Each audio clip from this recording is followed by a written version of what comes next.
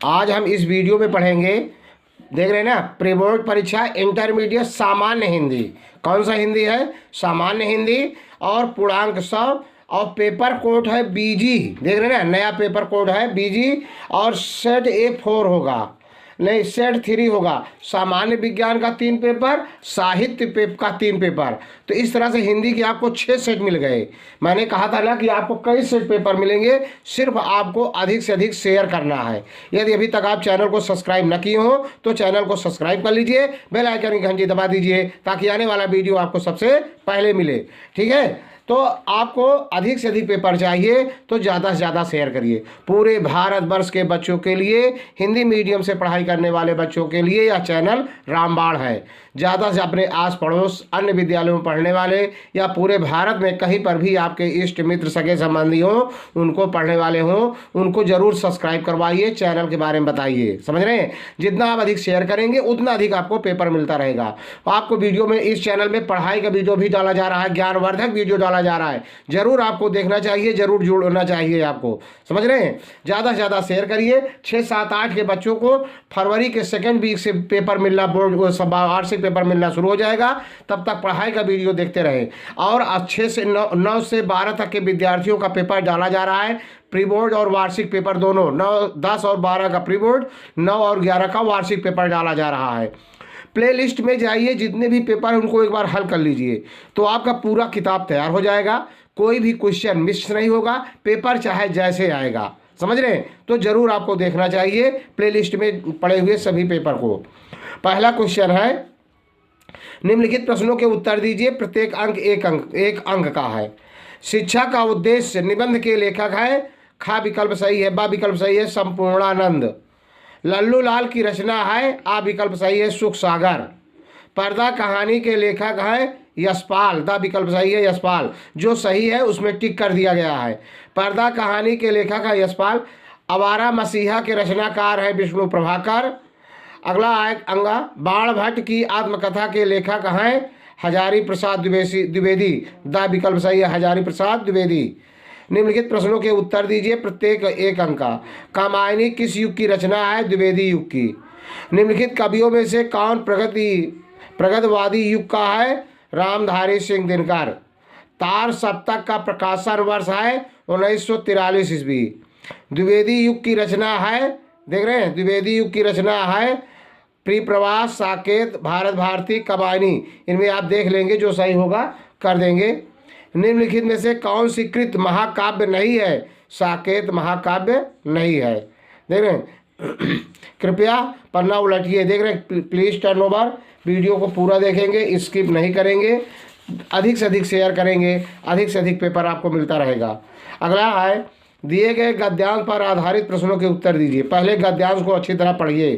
धरती माता की कोख में जो अमूल्य निधियां भरी हैं, जिनके कारण यह वसुंधरा कहलाती है, उससे कौन परिचित नहीं है? लाखों करोड़ों वर्षों से अनेक प्रकार की धातुओं को पृथ्वी के गर्भ में पोषण मिला है। इन रात दिन बहने वाली नदियों ने पहाड़ों को पीस पीस कर अगणित प्रकार की मिट्टियों से पृथ्वी की देह को सजाया है। हमारे भावी आर्थिक अभ्युदय के लिए इन सब की जांच पड़ताल आवश्यक है। प्रश्न देख लीजिए। उपर्युक्त गद्यांश का संदर्भ लिखिए। धरती वसुंधरा क्यों कहलाती है? तो आप यहाँ देख रहे हैं, जिनके कारण या वसुंधरा मतलब धरती माता के कोख में अमूल्य निधियाँ भरी पड़ी हुई हैं, जिसके कारण ये वसुंधरा कहलाती हैं। रेखांकित अंश की व्याख्या, पूरा का पूरा व्याख्या आपको मिल रहा है। पृथ्वी की देह को किसने सजाया है? देख रहे हैं? पृथ्वी के देह को लाखों करोड़ों वर्षों से अनेक प्रकार के धातुओं को पृथ्वी के गर्भ को पोषण मिला है। दिन रात बहने वाली नदियों ने पहाड़ों को पीस पीस कर अगणित प्रकार की मिट्टियों से पृथ्वी की देह को सजाया है। कौन? रात दिन बहने वाली नदियों ने पहाड़ों को पीस पीस कर अनेकों प्रकार की मिट्टियों से पृथ्वी की शरीर को सजाया है। देख रहे ना? भावी आर्थिक अभ्युदय हेतु हमें क्या करना चाहिए? अभ्युदय में निरंतर प्रयास करना, खिलना, उन्नत करना। देख रहे ना? अब फिर अगला इनका पूरा हल देख रहे हैं क्या है। आप देख रहे हैं यही आया है ना, धरती माता की कोख को किसने, ये पूरा दिखाई दे रहा है। इसका संदर्भ आप देखेंगे, पहले संदर्भ लिखेंगे किस तरह से, देख लीजिए।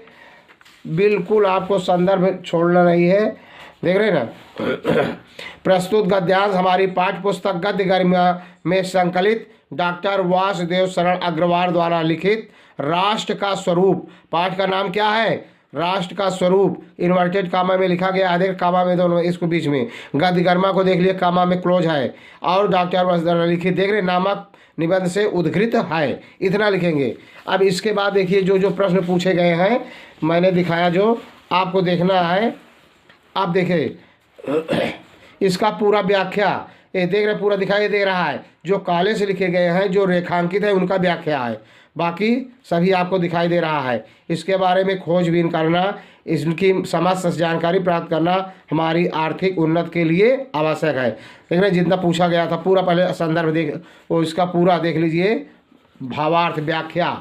अब इधर देखिए पहले क्या दिया गया है, साहित्यिक संदर्भ में आप लिखेंगे भाषा किसका प्रयोग किया गया है, शैली कौन सी है, शब्द शक्ति क्या है, विचार सौष्ठव क्या है। अब फिर देखिए उपर्युक्त गद्यांश को पढ़कर निम्नलिखित प्रश्नों को उत्तर दीजिए। धरती को वसुंधरा क्यों कहते हैं, बिल्कुल बहुत इंपॉर्टेंट, याद कर लीजिए, ये आया है पेपर में। किसने पृथ्वी की देह को सजाया है, बिल्कुल यही आया है।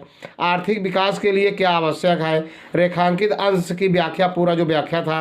उक्त गद्यांश के पाठ का शीर्षक और लेखक का नाम, पाठ का शीर्षक है राष्ट्र का स्वरूप, पाठ का लेखक है वासुदेव शरण अग्रवाल। देख रहे हैं ना, पूरा प्रश्न आपका मिल गया, पूरा हल आपका मिला। देख रहे हैं ना, इसमें से कोई भी प्रश्न नहीं छोड़ा गया है। अगला है, इसमें अथवा दिया गया है, अथवा नहीं करना है। देख रहे हैं ना, ये है। फिर दुर्बलता को इसमें से दिए गए, चौथा क्वेश्चन अब दिया गया है। देख रहे हैं ना, दुर्बलता का ही चिन्ह विशेष शब्द है। अबला जन के लिए कौन सा पद है, यदि मैं उकसाई गई भरत से हूँ तो पद समान ही स्वयं पुत्र भी खोऊं।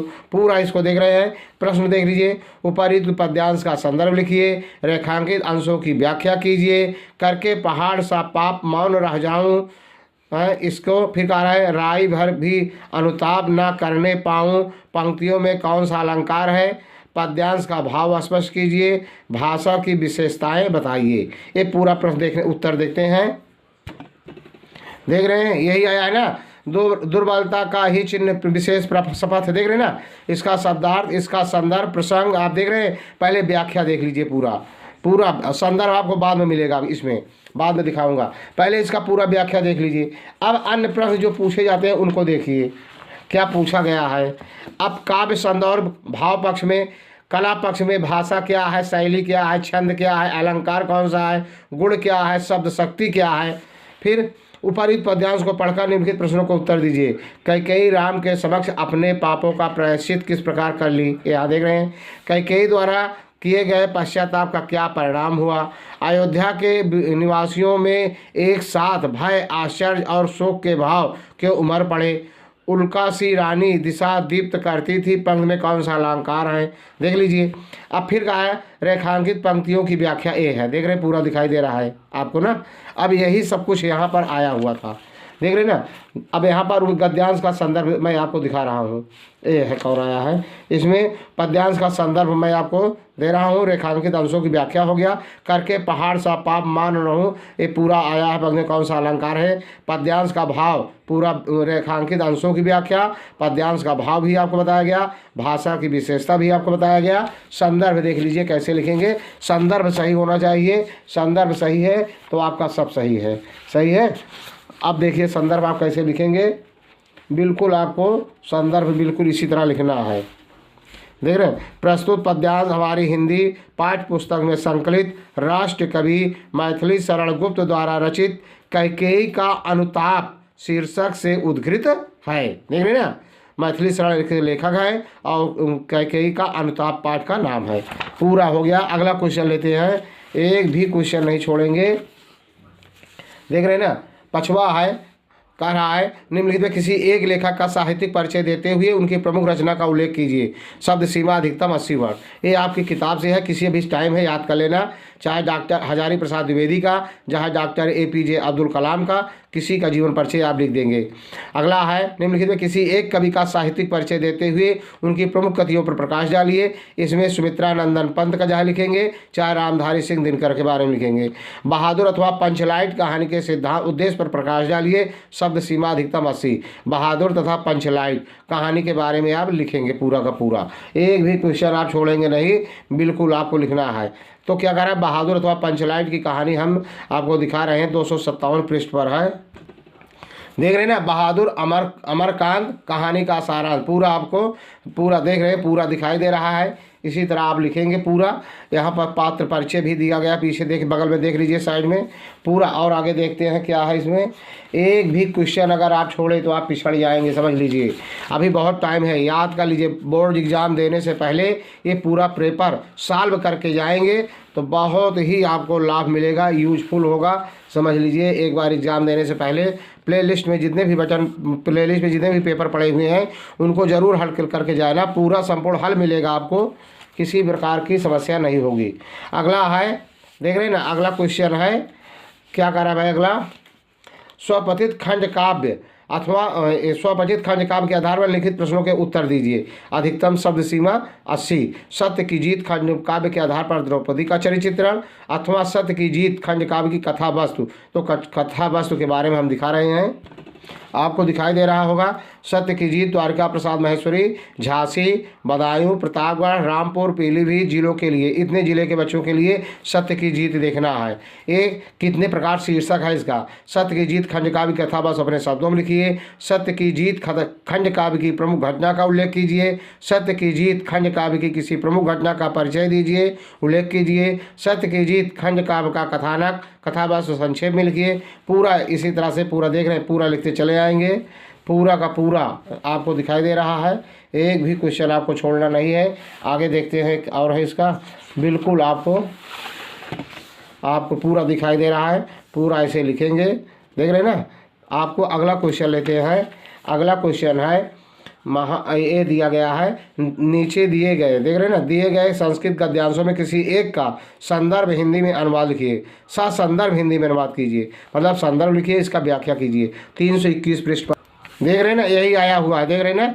तो पूरा का पूरा आपको दिखाई दे रहा है। संदर्भ आपको इस तरह लिखेंगे, संदर्भ बिल्कुल देख रहे हैं। प्रस्तुत गद्यांश हमारी पाठ्य पुस्तक संस्कृत के महामना मालवीय, ये पाठ का नाम आपको याद होना चाहिए बस, इसमें लेखक नहीं होते हैं।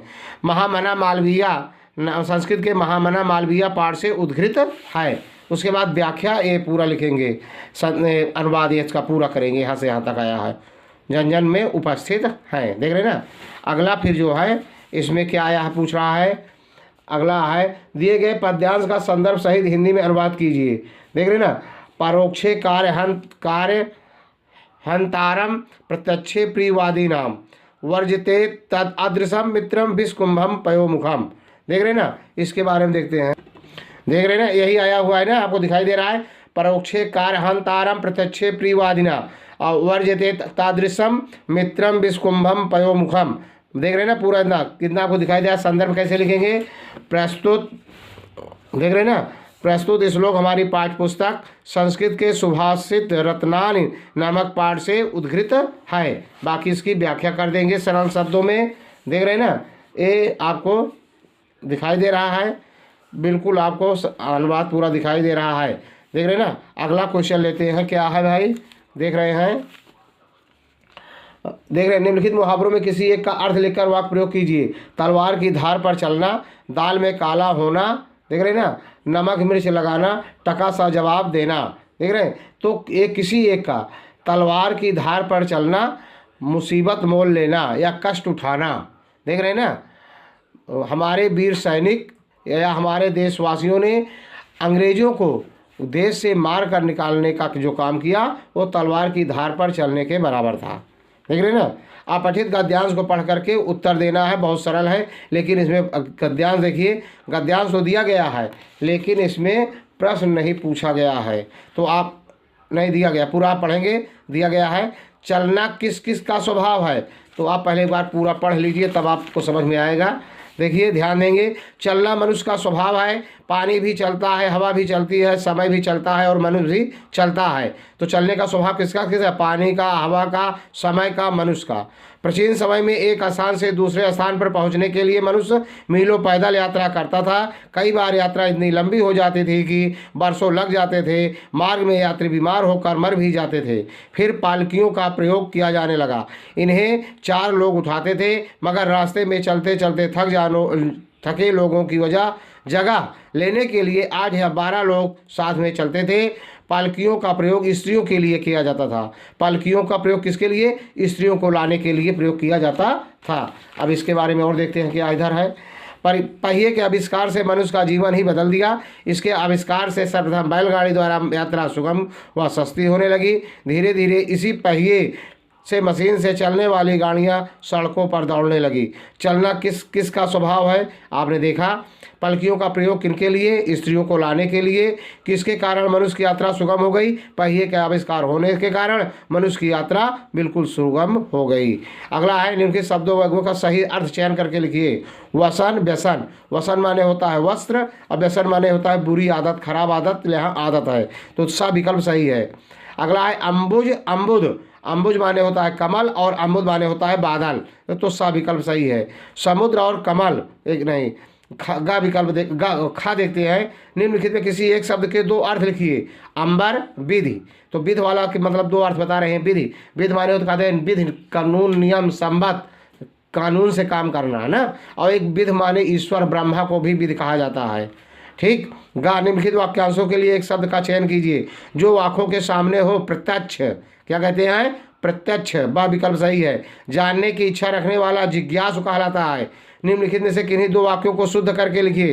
तुम तो कुर्सी पर बैठे हैं, आप कुर्सी पर बैठे हैं। शुद्ध क्या लिखेंगे? आप कुर्सी पर बैठे हैं। इस सरोवर में अनेकों कमल खिले हैं, तो इसका होगा इस सरोवर में अनेक कमल खिले हैं। देख रहे हैं ना, अनेकों नहीं होगा, अनेक स्वयं बहुवचन है तो अनेक का बहुवचन न बनाइए, अनेकों ना वही होगा। इस सरोवर में अनेक कमल खिले हैं, 2 का करना था बस। वीर रस अथवा हास रस का अस्थायी भाव के साथ उदाहरण अथवा परिभाषा दीजिए। अब उसके बाद श्लेष उत्प्रेक्षा अलंकार है। बैंक खाता खोलने के लिए बैंक प्रबंधक के बारे में है। बेरोजगारी देख रहे हैं। वीर रस अथवा हास रस, इसके बारे में देख रहे हैं ना, आपको वीर रस दिखाई दे रहा है, बिल्कुल आपको वीर रस दिखाई दे रहा है। इसका परिभाषा, उदाहरण, अस्थायी भाव, आलम्बन, सब कुछ आपको यही मिल जाता है। उदाहरण, स्पष्टीकरण, फिर दूसरा उदाहरण, स्पष्टीकरण, सब आपको मिल जा रहा है। देख रहे हैं ना। अगला इसके बाद क्या है देखते हैं। इसके बाद वीर रस के बाद है श्लेष अथवा उत्प्रेक्षा अलंकार, 347 पृष्ठ पर है। देख रहे हैं ना, 307 देख रहे हैं, इसमें श्लेष अलंकार आया हुआ है, यही है श्लेष अलंकार, आपको पूरा दिखाई दे रहा। उदाहरण, सुबरन को ढूंढे फिरत कभी व्यभिचारी चोर। देख रहे हैं, सुबरन एक बार आया है, कभी व्यभिचारी चोर, 3 आदमी। कभी सुंदरता के लिए, सुंदर शब्दों का चयन करने के लिए कभी ढूंढते हैं। व्यभिचारी सुंदर स्त्री ढूंढते हैं, चोर सोना ढूंढता है। देख रहे हैं ना, ये आया है श्लेष अथवा उत्प्रेक्षा। अगला है बैंक में खाता खोलने के लिए। देख रहे हैं ना, खाता खोलने के लिए बैंक प्रबंधक को आवेदन पत्र लिखिए। देख रहे हैं ना, बिल्कुल देख रहे, इसका नमूना केवल इन्होंने लिखा है बैंक में लोन लेने के लिए किया था, तो आपको खाता खोलना है, बिल्कुल उसी तरह लिखना है। परीक्षा भवन मेरा, ये आपका पता है। दिनांक, जिस दिन आप परीक्षा दे रहेंगे उस दिन की तारीख डालेंगे। सेवा में श्रीमान प्रबंधक महोदय, पंजाब नेशनल बैंक, बिल्कुल यही रहेगा। आप जिस शाखा में खाता खोलना चाहते हैं, जिस बैंक में, उस बैंक का नाम लिखा जाएगा। ठीक। और ये नीचे मुरादनगर, गाजियाबाद, उत्तर प्रदेश, ये इस बैंक का पता है कहाँ स्थित है, तो जहाँ बैंक स्थित होगा उसको लिखेंगे। विषय में आप लिखेंगे आपके शाखा में एक खाता खोलने के संदर्भ में। महोदय, बिल्कुल ऐसे लिखते चले आएंगे, थोड़ा परिवर्तन कर देंगे। इन्होंने ऋण के लिए किया है तो आपको खाता खोलना है। श्रीमान जी, मैं आपके शाखा में एक बचत या खाता खोलना चाहता हूँ, कृपया हमारी समस्याओं का समाधान करते हुए खाता खोलने का कृपा करें। मैं आपके बैंक का एक नियमित जमा निकासी का पात्र रहूँगा, ऐसे लिखेंगे। आगे फिर लिखेंगे यहाँ पर अंतिम में धन्यवाद भवदी, आप यहाँ अपना रोल नंबर लिख देंगे, एक लाइन जरूरी लिख देंगे। अतः मेरा आपसे विनम्र निवेदन है कि नियमानुसार यथासंभव आसान एक किस्त के बारे में है, थोड़ा इसको घुमा के अपना लिख लेंगे, ठीक है। अगला एक एस्से है। एस्से क्या लिखना है, अब देखिए एस्से के बारे में कौन सा लिखेंगे। देश में बेरोजगारी की समस्या, आतंकवाद की समस्या और समाधान, वृक्षारोपण का महत्व, देश की समृद्धि और विकास में समाचार पत्रों की भूमिका। तो आ विकल्प में देश में बेरोजगारी की समस्या देख रहे हैं, बेरोजगारी समस्या के बारे में, बेरोजगारी समस्या ये है 392, देख रहे हैं ना। बढ़ती जनसंख्या, रोजगार की समस्या, इसके कई टाइटल और हैं शीर्षक। इसका बेरोजगारी की समस्या और समाधान, भारत में बेरोजगारी की समस्या, बेरोजगारी एक अभिशाप के बारे में देख रहे, पूरा आपको दिखाई दे रहा है। अब पूरा जो एक बार आपको याद हो जाए इतना लिख देना, पूरा का पूरा नंबर आपको मिलेगा, कोई आपको बिल्कुल आपको पूरा नंबर मिलेगा, देख रहे ना, मिस नहीं करना है आपको पूरा। इस तरह से पूरा पेपर आपको सॉल्व मिला। यदि वीडियो आपको अच्छा लगा हो तो लाइक, सब्सक्राइब, शेयर जरूर करना। जय हिंद, जय भारत।